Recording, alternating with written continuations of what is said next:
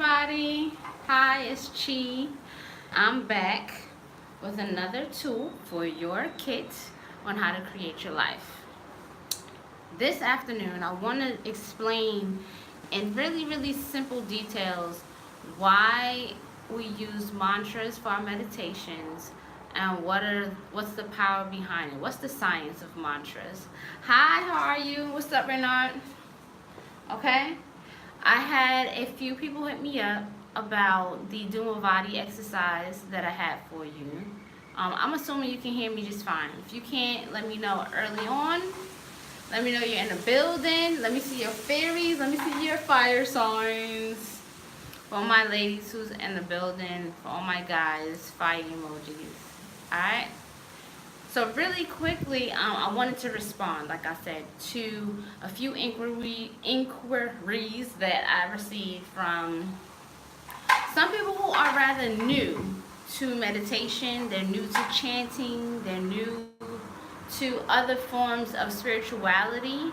And they may feel like they're on a journey alone. However, in our group, I do realize that, in the HOC, we have enough people supporting one another. We have people who are further ahead, people who are just beginning. But I agree with the questions that I received. One, if you're going to do something, you want to understand why you're doing it. There's one thing to be called to doing something. Your spirit speaks to you and you're like, all right, this is something I'm going to get into. But another thing is, after you receive a message like, all right, I need to get into something. There's something more for me. I know it's something more here for me. Start to look further into it to see why it makes sense for you. It does not make sense to me that if you're going to be a person that's creating your life, that you don't question the things that you're going to follow and you're going to practice. Okay? And being that we have a new moon, I'm going to tie in this lesson with the energy that is available to you to starting something new quietly. For those of you who are shifting either into a new business venture, I said new, but if you're shifting into a business venture, you're having conversations, you're working on something that you've been working on quietly, right? This is a time where you look up in the sky and it's dark. It's not that nothing is happening. It's just like the stars are still up in the sky. And I'll quote my mother, right? Ibaye Fabian. The stars twinkle even as the sun monopolizes your vision. So there's things going on in the sky presently that you're not perceiving only because there's other things taking over your vision. The reason why vision is important to this lesson I'm going to give you is because everything that exists has its own vibration.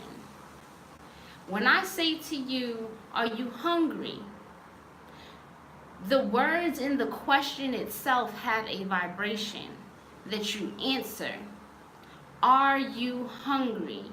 The word hungry we can focus in on will stimulate you to think about your stomach and your digestive system. Will make you tap into the nerves that are going to tell you if you're hungry or not. It's not just a word, hungry. The word hungry didn't just become the word just randomly, like I decided hungry is, or whoever decided the language for English, hungry is going to be hunger, right? It's just like I can't just decide, give me this hunger to drink some water out of. No, because the two don't match the vibration. When you see the glass, the vibration is in the pictorial. It's in the picture of what you see, the vision, right? All the way up until the point of when you touch it, you're touching the vibration of what glass is. A glass made into something you can drink. And then there's a vibration for something that is glass, like a window that's behind me, right? Same material, but the other vibration that goes along with this is the word cup, okay?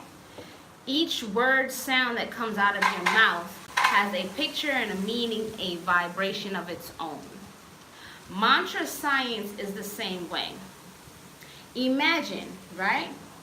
You are learning the word cup for the first time.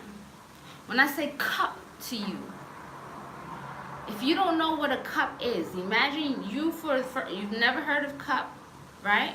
I say, get a cup. You feel something, you hear something, you pick up on the vibration of cup. Not until I give you meaning to what a cup is that you then can go and grab a cup for me. This is the science of mantras. You have the sound, and then you have the meaning. You have the mundane meaning of what a particular sound vibration is, and then you have the power of that vibration, the actual sound, the acoustic sound that it makes. So if I may, right? Let's see. When you make the sound, I'll teach you this. When you make the sound,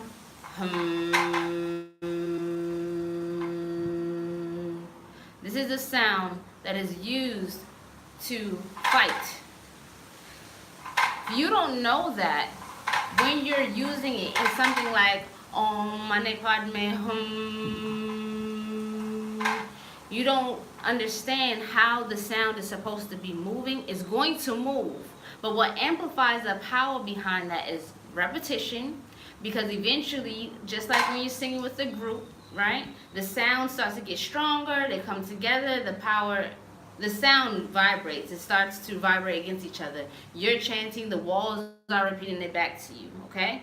So it gets stronger. Once you add the meaning to it, then you know how it's moving inside of you. Your visualization of how it's moving is going to be strengthened.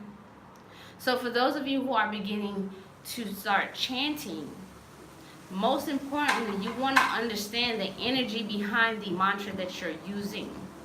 It's just like with the new moon right now, I want you to get very familiar with the meaning of what it is you want to manifest in your life.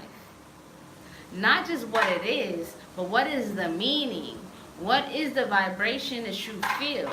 If you could create your own science around a vision you have, imagine what it is that you want to manifest and a sound it might make. This is the science of mantras and sounds.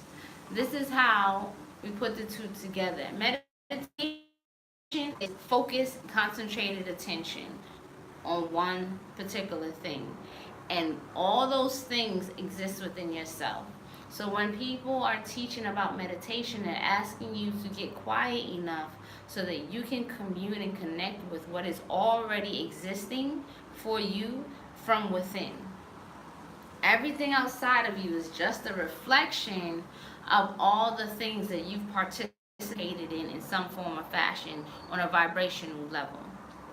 Because everything that you can see, even that you can't hear, there's light beams that you cannot see. You do not see the light or the electricity that your cell phone is connected to. It's not like you're on the phone and you see the satellite that it's connected to. You don't see it, but it's there. It's a vibration. You don't see it, but you hear the vibration of the other person on the other line coming through onto your phone. You see what I'm saying? So we have to get away from just what you can see and understand that if you can feel the vibration of what it is, what the vision is, what the mantra is for. I taught you all about Dumavati and what she was about. That alone plus her mantras is going to create a relationship and manifest that energy in your life.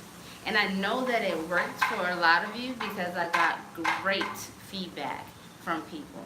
And I'm not doing this just to hear myself speak. I want for people to go ahead and try things so that they can experience it for themselves.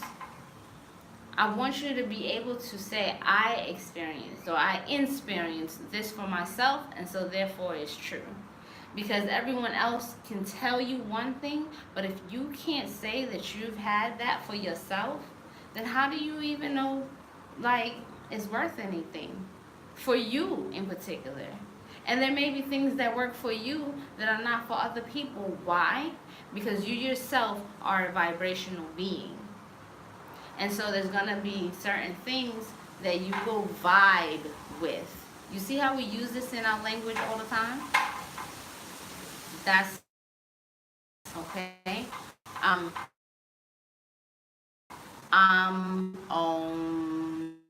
same kind of vibration, right? When we're thinking, we have it that's trying to cut. We don't really know what it is yet. But did you know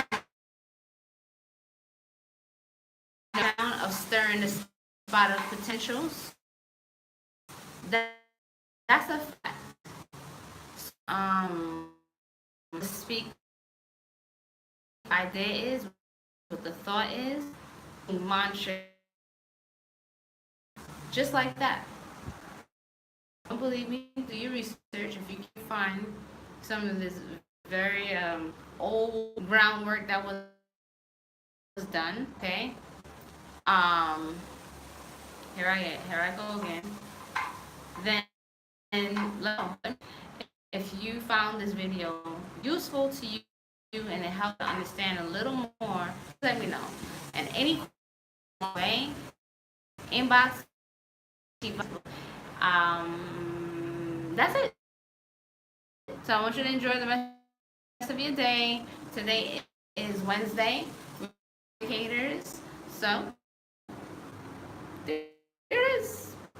I want to communicate, make it very clear that when you're practicing mantras, you want to pay attention to what is the meaning and then really get into the sound, the acoustic sounds of what is coming out of your mouth. All right? Peace, love, and bliss to you all. I'll see you soon. Hit me up if you'd like to be a part of my new moon ritual that I'll be doing today. All right. Talk to you later.